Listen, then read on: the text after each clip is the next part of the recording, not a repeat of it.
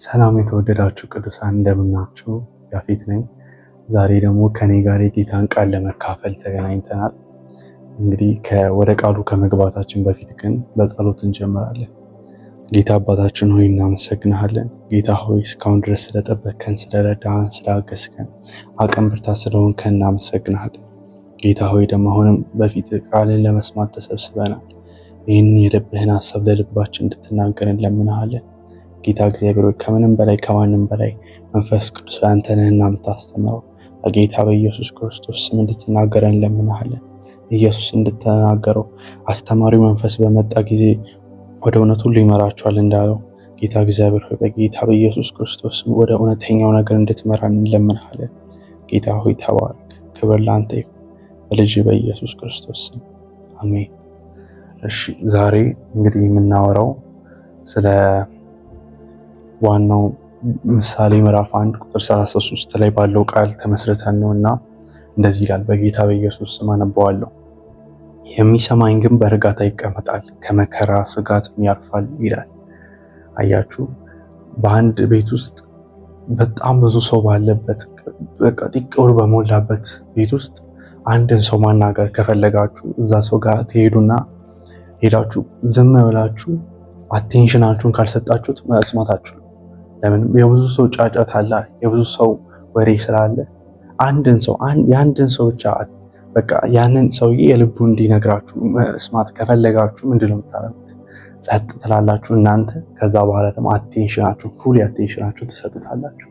ልክ እንደዚህ ሁሉ ህይወታችን በስልካችን፣ በቲቪ፣ በመኪና በቃ መንገድ ላይ ባለው በሰው በሁሉ ነገር በቃ በዚህ በዓለም ጫጫታ ውስጥ ነው የምንኖረው። ከዛም ባለፈ ደግሞ የነፍሳችን ጩኸት አለ። ምንድነው? እንዴት ነው ሰራው? እንዴት ነው ማድረገው? ምንድነው ማድረግ ያለብኝ? ከዚህ በኋላ ምንድነው የሚጠብቀኝ? ወደፊት ምንድነው የሚሆነው? የሚል የነፍሳችንም ጩኸት እና ጫጫታ የነፍስ ጥያቄዎች አሉ። አያችሁ፣ እነዚህን ሁሉ በዚህ ሁሉ ጫጫታ ውስጥ ስንኖር ግን ጸጥ በማለትና ከዛ በኋላ ደግሞ አቴንሽንን ስንሰጥ ነው የጌታን ድምፅ መስማት የምንጀምረው። ለዚህ ነው እዚህ ጋር ምን ይላል? የሚሰማኝ ግን በእርጋታ ይቀመጣል። አያችሁ፣ ለመስማት በእርጋታ መቀመጥ ያስፈልጋል። ጸጥ ስንረጋጋ አንድን ነገር ኢቨን እንኳን የልባችንን ምት እንኳን መስማት እንጀምራለን፣ ጸጥ ብለን ስንቀመጥ። አለበለዚያ ግን ስንሯሯጥ ልባችን የሚመታም አይመስልም። ዝም ብለን ነው የምንሮጠው። ነገር ግን ቁጭ ብለን አይምሯችንንም አፋችንንም ጸጥ አድርገን ስንቀመጥ ግን የልባችን ምት ለራሱ የውስጥ ለራሱ ስሜታችን ይሰማናል። እና ለዚህ ነው ጌታንም ለመስማት ጌታንም ለማዳመጥ የጌታን ይህ የሚያሳርፈውን ቃል ከመከራ የሚያሳልፈውን እልፍ የሚያደርገውን ይህንን ቃሉን ለመስማት ምን ማድረግ አለብን? ጸጥ ማለትና አቴንሽናችንን መስጠት ያስፈልገናል። አያችሁ፣ ዝም ማለት ሲባል እግዚአብሔር ለራሱ ሲፈጥረን ምንድነው አንድ አፍና ሁለት ጆሮ ነው ይሰጠን። አያችሁ፣ ያ ቃል ማለት ነው ብዙ ከማውራታችን በላይ ነገር ግን ብዙ እንድናዳመጥ ስለሚፈልግ ነው። አያችሁ፣ እግዚአብሔር የመስማትን ኬፓቢሊቲ ወይም ደግሞ ካፓሲቲያችን እንዲበዛ ስለፈለገ ነው ይህንን ነገር ያደረገው። እና ብዙ እንድንሰማ ጌታ ይፈልጋል። ከሱ እንድንሰማ ከሁሉ ነገር እንድንሰማ ሳይሆን አሁን ለምሳሌ ሁለት ጆሮ አለኝ ብዬ በኤርፎን አድርጌ በዚህ ሌላ ምሰማ ከሆነ አይምሮዬ ፕሮሰስ ማድረግ አይችልም። የዚህ ጋር ሰማሁት ያልኩት ነገር በዚህ ጋር በመስማት እረሳዋለሁ ይሄኛው። ስለዚህ ሁለት ጆሮ አለኝ ብዬ ሁለት ነገር መስማት አልችልም። አንድ ነገር ነው መስማት የምችለው። ልክ እንደዚህ ሁሉ ጌታንም እንደዚህ ነው በቃ ጸጥ ብለን መስማት ያለብን። ለምን? በመዝሙር ምዕራፍ 131 ቁጥር 2 ላይ ምን ይላል? ነገር ግን ነፍሴን ጸጥ ዝም አሰኘኋት፣ ጡት የጣለ ልጅ አርፎ እናቱ ላይ እንደሚቀመጥ ነፍሴ ጡት እንዳስተዋት ሕፃን በውስጤ ጸጥ አለች ይላል። አያችሁ፣ ነገር ግን ነፍሴን ጸጥ ዝም አሰኘኋት። ዝም በቃ ትጮኻለች። ዳዊት ሆይ ለምንድነው እንደዚህ ሆኖ? ለምንድነው እንደዚህ ስትል ነፍሴ ሆይ ጸጥ በይ። ይሄ የነፍሳችን ጩኸትና ከምድር ጩኸት ጋር አንድ ላይ ሲሆን የእግዚአብሔርን ድምፅ እንዳንሰማ ያደርገናል። ይሄ ከመከራ የሚያሳልፈው በቃ ጸጥ የሚያደርገው እንድንረጋጋ ስቴብል እንድንሆን የሚያደርገንን ይህንን የእግዚአብሔር ድምፅ እንዳንሰማ የነፍሳችን ጩኸት አለ። የነፍሳችን ጩኸት ከዚህ ከዓለም ጩኸት ጋር ሲሆን በቃ ጌታ እኮ ሊናገረን እኮ ይፈልጋል። ጌታ እኮ በብዙ ነገር ይናገረን፣ ግን መስማት አንችልም፣ ማስተዋል አንችልም። ለምን? የነፍሳችንም ጩኸት ስላለ እና ኢቭን እንኳን በአንደኛ ነገሥት ላይ ለራሱ ማየት እንችላለን። እግዚአብሔር ኤልያስን ውጣና እግዚአብሔር በዛ በኩል ያልፋል፣ በሸለቆ ውስጥ ያልፋል እና እዛ ጠብቀው አለው። ከዛ በኋላ እሺ ብሎ ሄደና ልክ ሲጠብቅ ምን ይላል? መብረቅ ሆነ። ከዛ በኋላ የመሬት መንቀጥቀጥ ሆነ። ከዛ በኋላ በቃ ይህ ሁሉ በጣም የጩኸት ነገር ከሆነ ሁሉ በኋላ ምን ይላል? በለሆሳስ ድምፅ ተሰማ ይላል። የእግዚአብሔር ድምፅ ቀስ ብሎ መጣ። ከዛ በኋላ ኤልያስም ተከናንቦ ወጣ ይላል። አያችሁ፣ የእግዚአብሔር ድምፅ የመጣው ከምን በኋላ ነው? በጣም ያ ሁሉ ነው ጸጥ ካለ በኋላ እግዚአብሔር ያቺ በለሆሳስ የሚናገራት ድምፁ መጣች። አያችሁ፣ እግዚአብሔር አብዛኛውን ጊዜ በጩኸት ሳይሆን ለልባችን በሹክሹክታ ነው የሚያወራል። አያችሁ፣ እኛ የምንጠብቀው የሆነ ትልቅ ወይም ደግሞ በመብረቅ አይነት ድምፅ በቃ የሚል ትልቅ ድምፅ ነው የምንጠብቀው። ነገር ግን እግዚአብሔር በለሆሳስ ነው ለልባችን መናገር የሚፈልገው። ለዚህ ነው በሆሴዕ ምዕራፍ 2 ቁጥር 14 ላይ የእግዚአብሔር ቃል እንደዚህ ይላል፣ ስለዚህ እነሆ አባብላታለሁ፣ ወደ ምድረ በዳም አመጣታለሁ፣ ለልቧም እናገራለሁ። አያችሁ፣ ጌታ ልክ ወደዚህ ወደ ብቸኝነት ካመጣት በኋላ ነገር ግን የምናገረው አለ ወደ ሌላ ለዋና በቃ ልቧ ጋር ነው መናገር የምፈልገው። ለዚህ ነው ጌታ ሊናገር የሚፈልገው ዋነኛ ፓርት ልባችን ጋር ነው። ልባችን ጋር ደግሞ ለመናገር ጸጥ ማለት ያስፈልጋል። ለምን? እዚሁ አይምሯችን ላይ ፕሮሰስ እንድናደርገው ብቻ አይደለም የሚፈልገው፣ ነገር ግን ወደ ልባችን እንዲገባ ዘልቆ እንዲገባ። እንደዛ ደግሞ ዘልቆ እንዲገባ ምን ያስፈልጋል? ጸጥ ማለት፣ ነፍሳችንን ጸጥ ማሰኘት፣ ከምድር ግርግር ጸጥ በቃ ጌታ ሆይ ብለን ከጌታ ጋር በቃ ጸጥ ያለ ሞመንት ስናሳል የዛኔ ለልባችን መናገር ይጀምራል፣ ለልባችን ማውራት ይጀምራል ማለት ነው። እና ኢቭን እንኳን በዚሁ ቁጥሩ ላይ ሆሴዕ ላይ ምን ይላል? ወደ ምድረ በዳም አመጣታለሁ ይላል። ለምንድን ነው ወደ ምድረ በዳም ያመጣት? አቴንሽን በቃ ሌላ ነገሮች ላይ አቴንሽን ፎከስ እንዳሰጥ፣ ነገር ግን ለጌታ ብቻ አቴንሽን እንድሰጥ፣ ለጌታ ብቻ ፎከስ እንድሰጥ ምን ያደርጋታል? ወደ ምድረ በዳ ያወጣታል። አያችሁ፣ ብዙ ጊዜ አጋጥሞን ያውቃል። ሰዎች እያናገሩን እኮ እያወሩን እኮ፣ ነገር ግን እኛ የለንም፣ በሀሳብ ሄደናል። ወይም ደግሞ ሰዎችን እያወራን በቃ ይገርማል ምናምን ብለን የልባችንን አፍሰሰን ከጨረስን በኋላ ከዛ በኋላ ሰዎቹ የሉም እኮ በቃ ፈዘው ምናምን እያሉ ገብቷል ስንላቸው ምን አልከኝ ምናምን የሚሉ ሞመንቶች አሉ። እኛም እንደዚህ ሆነ እናውቃለን። ለምንድን ነው አለን እኮ ቦዲያችን እኮ አለ፣ ነገር ግን ልቦናችን የለም። በቃ ሄዷል። ሰውነታችን እዚህ ጋር ቁጭ ብሏል፣ ግን ልቦናችን የለም፣ ፎከሳችን የለም፣ አቴንሽናችን የለም። አያችሁ፣ ጌታ የልቡን ልባችን ሊነግረን ሲመጣ ሁለንተናችንን መስጠት አለብን። ሁሉ ነገራችን ጌታዊ ፎከሲን እሰጣለሁ፣ ልትናገረኝ ነው ፎከሲን እሰጣለሁ፣ ቃሌን ላነብ ነው ፎከሲን እሰጣለሁ። የሆነ ቻፕተር አነበብኩኝ ብዬ ለመሄድ የሆነ የሃይማኖት ስራ ፈጽሜ ሄድኩኝ ለማለት ሳይሆን፣ ነገር ግን የልብህን ሀሳብ ለመስማት ጸጥ ብዬ አቴንሽን እሰጣለሁ ማለት ያስፈልጋል። ለምን? በሉቃስ ምዕራፍ 10 ቁጥር 39 ላይ ምን ይላል? እርሷም ማርያም የተባለች እህት ነበረቻት። ማርያምም ቃሉን እየሰማች በጌታ እግር ስር ተቀምጣ ነበር ይላል። አያችሁ፣ ይሄ ትልቅ ኪ የሆነ ነገር ይሰጠናል። እርሱም ምንድነው? ቃሉን ለመስማት ከእግሩ ስር መገኘት ቁልፍ ነገር ነው። የጌታን ቃል ለመስማት የጌታን ነገር ለመስማት በቃ እግሩ ስር ነው መቀመጥ ያለብን። ኢቨን እንኳን አክሮስ ዘ ቴብል ወይም ደግሞ ጫፍ ላይ ሆነን አይደለም የምንሰማው፣ ነገር ግን ተጠግተ ነው ኢንቲመሲ ከእሱ ጋር ባለን ቅርርብነት ነው መስማት የምንችለው። ያ ደግሞ ለመቀራረብ ደግሞ አቴንሽን ይፈልጋል። ያለ ኢንቴንሽን ሰው አይቀራረብም። ዝም ብሎ በቃ አብሬ ይኖራሉ አይልም፣ ነገር ግን አስቦ አቅዶበት ነው አብሬ ይኖራሉ። ልክ እንደዚሁ ከጌታ እግር ስርም ለመቀመጥ አቴንሽንን ሰጥቶ ነው እንጂ ዝም ብሎ በቃ ራንደምሊ አይደለም ከጌታ ጋር ሰው የሚሆነው። ነገር ግን ጌታ ሆይ ከአንተ ጋር ጊዜ ማሳለፍ ፈልጋለሁ፣ እግሮች ስር መገኘት ፈልጋለሁ። እግሮች ስር ስገኝ ቃልህን ለመስማት ሌላ ትልቅ የሆነ ስፒከር አያስፈልገኝም። ለምን? ቅርብ ነኝ፣ ተጠግቻለሁ። ከሩቅ ሆኜ እኮ አይደለም የምሰማው፣ ከቅርብ ሆኜ ነው የምሰማው።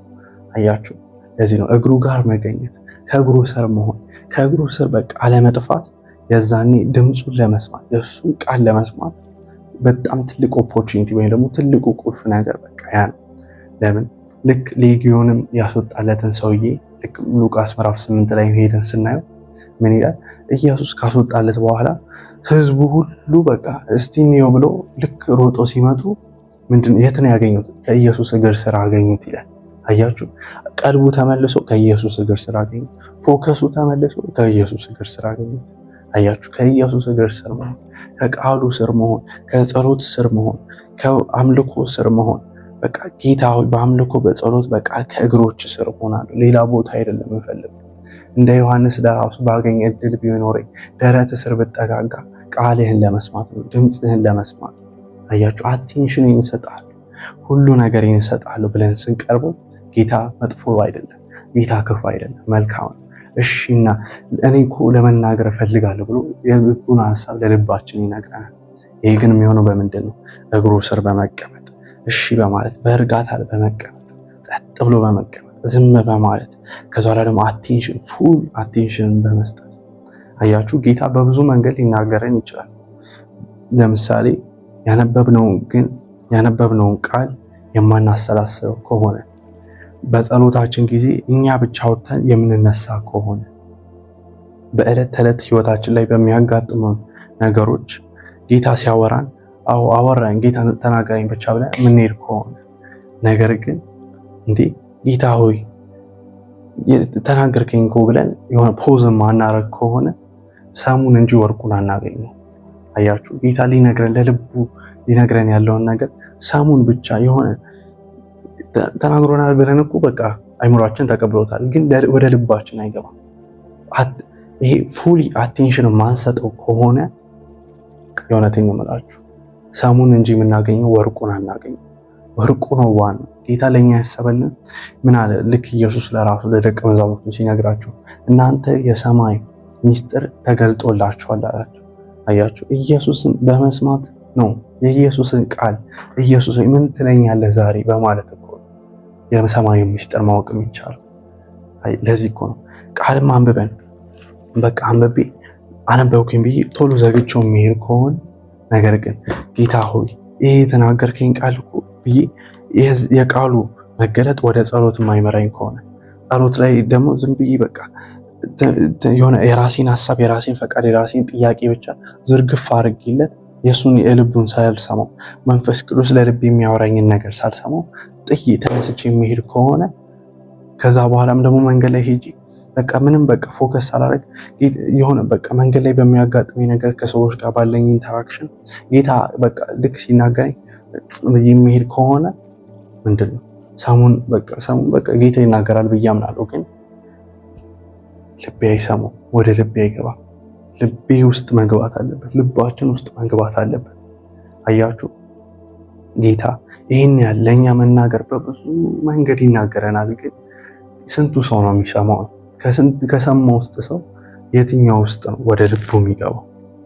አያችሁ እኛ ግን የተጠራ ነው ለዚህ ነው ጌታን ለመስማት ከዛ በኋላም ደግሞ ወደ ልባችን ለማስገባት የልቡን ለልባችን ሲያወራን እሺ ጌታ እሰማሃለሁ ለማለት በእርጋታ ለመቀመጥ ከመከራ ስጋትም ለማረፍ ከዚህ ዓለም ጫጫታ ከዚህ ዓለም ነገር ሁሉ ከዚህ ዓለም በቃ ይሄንን ከሚሉ ሰዎች ሁሉ ይሄንን ከሚሉ ጫጫታ ሁሉ አርፈን በእርጋታ ለመቀመጥ ይሄ ሁሉ ለማድረግ ምን ያስፈልጋል? ዝም ማለትና አቴንሽን መስጠት። ጌታ ሆይ ትናገረኛለህ ብዬ በኤክስፔክት በሚያረግ ሃርት ልቤን ከፍቼ ከዛ በኋላ ጌታ ሆይ ለመስማት ተዘጋጅቻለሁ ብዬ ግን ታውቃለህ ምናምን ብዬ ባወራ ምንድነው ጌታ እንዴት ሊናገረኝ አይችልም? ይህን ምስል ጌታን ይከለክለዋል እያልኩኝ ሳይሆን ነገር ግን ፈቃዳችንን የሚያከብር አምላክ ነው ያለን። አያችሁ አዳምን እጅ እንዲህ ይዞት አልከለከለም፣ ፈቃድ ሰጠው። ልክ እንደዚህ ሁሉ ለእኛ ፈቃድን ይሰጠናል። ይሰሙኛል ወይ ጸጥ ብሎ ይጠብቁኛል ወይ ብሎ ፈቃድን ይሰጠናል። የኛ ምርጫ ነው፣ የኛ መብት ነው፣ የኛ እሺ በቃ ጌታ ሆይ ትቼዋለሁ ሌላውን ነገር ጸጥ ብዬ እጠብቅሃለሁ ስል ምን እያደረኩ ነው? ፈቃዴን እየሰጠው ነው። ፈቃዴ ይሄው ተጠቀምበት እያልኩ ከዛ በኋላም ደግሞ የተናገረኝን ነገር ጌታ ሆይ የሆነ በቃ ሌላ ነገር እያሰብኩኝ የምሰማው ከሆነ እንዴት ነው? በልቦና የማልሰማው ከሆነ በፉል ሃርት የማልሰማው ከሆነ ምን እየሆነ ይመጣል? ጀስት ዝም ብሎ በቃ አይምሮዬ ጀስት እንደ ኢንፎርሜሽን ይዟል እንጂ ሬቨሌሽን አይሆንልኝም። ዝም ብሎ በቃ በኢንፎርሜሽን ጋዘር ያደረኩት ነገር ነው እንጂ የሚሆነው ህይወቴ ውስጥ ገብቶ ለውጥ አያመጣም። ስለዚህ ለውጥ እንዲያመጣ በቃ በእርጋታ ለመቀመጥ ከዚህ ዓለም ስጋት ለማረፍ ይሄ በቃ ጌታ ሆይ ምንድነው ከሚል ህይወት አረፌ ጌታ ሆይ እንዴት ውብ ነህ በሚለው በቃ በእርሱ ውስጥ በመጥፋት እርሱን ብቻ ላይ በማተኮር ላይ ከዓለም ስጋት ከክፉ ነገር ስጋት ለማረፍ ማድረግ አለብን። የሚናገረኝን ነገር በእርጋታ ሆኜ መቀመጥና መስማት። አያችሁ፣ ያ ነው ለውጥን የሚያመጣው። እና ምን ማድረግ አለብን? ከግርግሩ ወጥተን ከህይወት ሩጫ ቆም ብለን የጌታን ድምፅ እንድንሰማው ጌታ ይናፍቀናል። በዚህ በቃ ሁሉም በቃ ሪሉም ቲክቶክም ላይም በቃ ሾርት ነገር ነው። በቃ ምንም አቴንሽን የማይሰጥበት ነገር ምድር ላይም በቃ ገሃዱ ዓለም ላይ መወርደን ምንድነው በቃ ቶሎ መብላት፣ ቶሎ ማብራት፣ በቃ ፋስት ፉድ ምን ነገር በቃ ቶሎ ሰውን በቃ ሰላም ነው በቃ አለቀቻው። ይሄ ሁሉ በቃ ምንም እንደዚህ ግርግር ካለበት በቃ ቶሎ ከሩጫው ቆም ስንል ከግርግሩ በቃ ይህም ድምፅ አለ፣ ያም ድምፅ አለ፣ የስልክ ድምፅ አለ፣ የሰዎች ድምፅ አለ፣ የሰይጣን ድምፅ አለ፣ በቃ የራስም ድምፅ አለ። ከዛ ሁሉ ግን የነፍሳችን ድምፅ አለ። ከዛ ሁሉ ግን ወጣ ብለን ጌታ ሆይ ጸጥ ስንል አያችሁ፣ የዛኔ ጌታ ለኛ ለመናገር ለኛ ለልባችን ለማውራት ደስ ብሎ በቃ የምናገረው ሰው አገኘው ብሎ ልክ እንደ ሳሙኤል ስማችንን እየጠራ ለልባችን ይናገራል። አያችሁ፣ ይህንን ግን ለማድረግ ምን ማለት አለብን? ከግርግሩ ወጣ ማለት አለብን። ከሩጫው ላይ በቃ ሁሉ በቃ በጣም በሚሮጥበት ሰዓት ላይ እኛ ግን ቆም ማለት ጌታ ምን ትለኛለህ? ልክ እንደ ዳዊት እኮ ምንም ያህል የጦር በቃ ኤክስፒሪየንስ ቢኖረው በቃ ይህንን በቃ ኃያል ቢሆንም በቃ ጀግና ተብሎ ቢወራለትም የሚሊተሪ በቃ በጣም ኤክስፒሪየንስ ቢኖረው ነገር ግን አንድ ነገር ያደርግ ነበር። ምን ያደርግ ነበር? ጌታ ሆይ ልውጣን ይላል። አያችሁ፣ ጸጥ ብሎ ይጠብቀዋል። ጌታ ሆይ ብሎ አቴንሽን ፉሊ አቴንሽኑ ከራሱ ጋር ኮምፕሮማይዝ ሳያደርግ ነገር ግን ፉሊ አቴንሽን ሰጡት ጌታን ይጠብቀው እንጂ ይህንን በማድረጉ ምንም የከሰረው ነገር የለም። ሲከስር አልታየም ዳዊት። ነገር ግን ሲያሸንፍ እያንዳንዱን ሲያሸንፍ ነው የታየው። ለምንድን ነው? ምንድነው ሚስጥሩ? ጌታን መስማት፣ በእርጋታ መቀመጥ፣ ዝም ማለት እና አቴንሽንን መስጠት። ይሄ የድል ህይወት እንዲመራ አደረገ። ዛሬ የድል ህይወትን መምራት እንፈልጋለን። ዛሬ በቃ እግዚአብሔር በሰጠን ነገር ላይ እግዚአብሔር በሰጠን በዚህ ህይወት ላይ እርሱን አክብረን እርሱን ጠቅመን መኖር እንፈልጋለን። ማደግ እንፈልጋለን። መለወጥ እንፈልጋለን። ምንና የሚሰማኝ በእርጋታ ይቀመጣል። በእርጋታ መቀመጥ፣ ጸጥ ማለት፣ ጌታ ሆይ ምን ትለኛለህ ብሎ ፉል አቴንሽንን መስጠት። የዛኔ ምን እናደርጋለን? ከመከራ ስጋትም ያርፋል ይላል።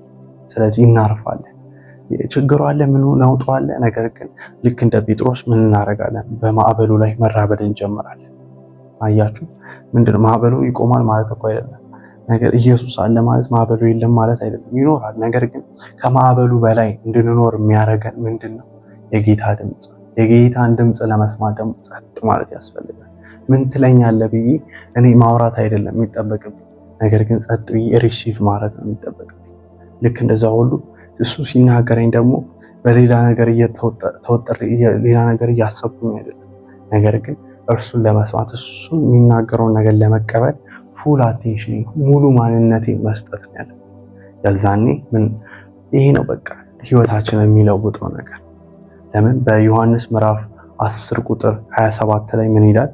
በጎቼ ድምፄን ይሰማሉ፣ እኔ አውቃቸዋለሁ፣ እነርሱም ይከተሉኛል። አያችሁ፣ ይሄ የእግዚአብሔር ሕዝብ ልዩነቱ ከአሕዛብና ከምድራዊ ሰው በቃ ዝም ብሎ ከዓለማዊ ሰው ምንድነው ልዩነቱ? የእግዚአብሔር ሕዝብ የእግዚአብሔርን ድምፅ መስማቱ ነው። የጌታን ድምፅ የሚሰማ ሕዝብ ነው። ልክ በቃ ልዩነት አለው። ሰው ሁሉ ሲናውቅ፣ ሰው ሁሉ ግርግሩ ሲገባ፣ ሰው ሁሉ በቃ ሁሉ ሲል፣ የእግዚአብሔር ሕዝብ ግን ልዩነት አለው። ምንድነው ልዩነቱ ሲባል የሰማሁት ጌታ አለ ይላል። እንዴት ሰማኸው? በቃ እኔ አውቃለሁ፣ እርሱም ያውቀኛል፣ እርሱ ጋር እተዋወቃለሁ። እሱ ሲናገር እኔ የበላይ አልሆንም፣ ጸጥ ብዬ ተገዝቼ እሰማዋለሁ። ሲናገረኝ ከሁሉም ነገር በእርጋታ እቀመጣለሁ ይላል። አያችሁ፣ ይሄ ነገር ግን የሚመጣው ከምንድን ነው? በእርጋታ ስቀመጥ፣ በቃ ጸጥ ብዬ ስቲል ሆኜ ቢ ስቲል ኤንድ ኖ ዛት አይ አም ጋድ እንደሚለው ቃሉ ጸጥ ብዬ በእርጋታ ስቀመጥ በቃ የጌታን ኃይሉን አየዋለሁ፣ ክብሩን አየዋለሁ።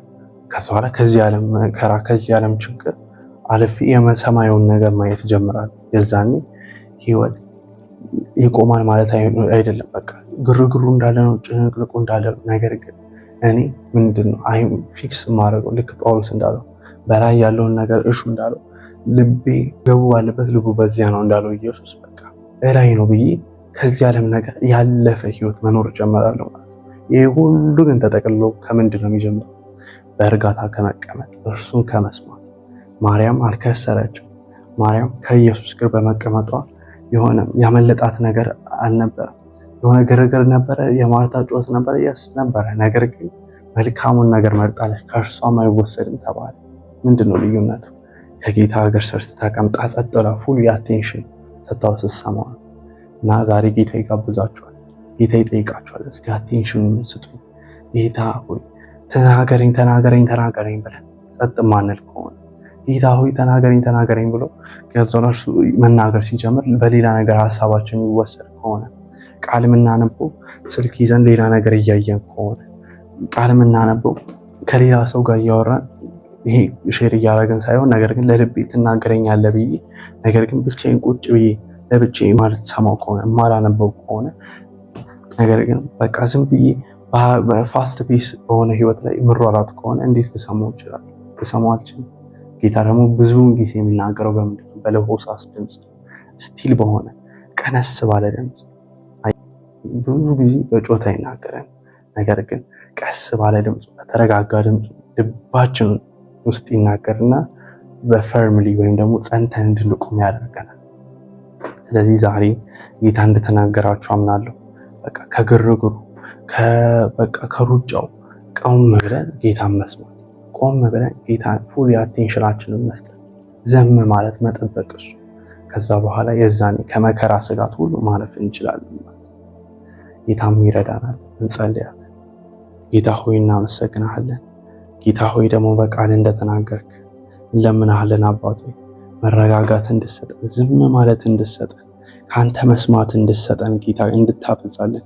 ከምንም ነገር በላይ ከማንም በላይ አንተን መስማት እንድንችል ጌታ እግዚአብሔር ከምድር ጩኸት በላይ ከነፍሳችን ጩኸት በላይ ጌታ እግዚአብሔር ነፍሳችንን ጸጥ አሰኝተን ምድርን ደግሞ ንቀን አልፈን ጌታ ኢየሱስ አንተን መስማት እንዲሆንልን እንለምናለን። መንፈስ ቅዱስ ሆይ እንለምናለን። ይህንን ቆራጥነት እንድሰጠን እንድታበረታን ወደዚህ አይነት ጌታ እግዚአብሔር ወደ ብርታት እንድታደርሰን ጌታ ኢየሱስ ሆይ እንለምናለን። መንፈስ ቅዱስ ሆይ ጸጥ እንድታሰኘን ጌታ መንፈስ ቅዱስ ሆይ እንለምናለን። በቃ አቴንሽናችን ኢየሱስ ላይ ብቻ እንዲሆን ምድራዊ ነገር ላይ እንዳይሆን ማቴሪያል ላይ እንዳይሆን ነገር ግን ከዚህ ከምድሩ አልፈን ጌታ ሆይ የዘላለማዊ ነገሩን ማሰብ እንድንችል መንፈስ ቅዱስ ሆይ እርዳን። ጸጋህን አብዛልን፣ አቅምህን አበርታል። በኢየሱስ ክርስቶስ ስም እናመሰግናለን። በኢየሱስ ስም አሜን። ቀጣይ ሳምንት ላይ ደግሞ እንገናኛለን። ጌታ ይባረካችሁ። በርቱ፣ ጠንክሩ። መንፈስ ቅዱስን ደግሞ ጠይቁት። ጸጥ እንድል አስደርገኝ፣ ከዛ በበለጠ ደግሞ በቃ ፉል አቴንሽን እንድሰጥ እርዳኝ ብላችሁ መንፈስ ቅዱስን ጠይቁት። የዛኔ ህይወታችሁ በጣም ያበለጠ በቃ ከዚህ ምድር ያለፈ ከመከራ ስጋት ያለፈ ህይወት መኖር ትችላላችሁ። ጌታ ይባርካችሁ። ተባረኩ።